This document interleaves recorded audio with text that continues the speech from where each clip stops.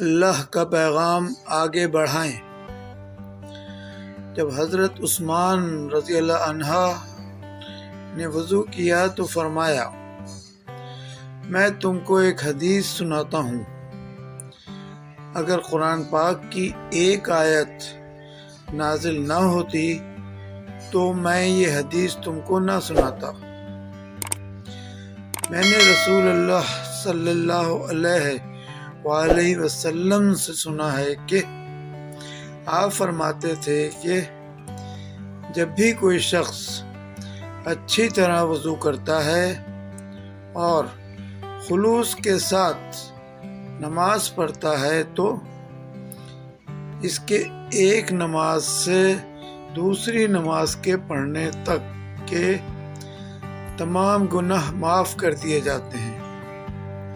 اور وہ کہتے ہیں وہ آیت یہ ہے جس کا ترجمہ یہ ہے کہ جو لوگ اللہ کی اس نازل کی ہوئی ہدایت قرآن کو چھپاتے ہیں، جو اس سے لوگوں کے لیے اپنی کتاب میں بیان کی ہے، ان پر اللہ کی لعنت ہے اور دوسرے لعنت کرنے والوں کی لعنت ہے۔ صحیح البخاری حدیث 160۔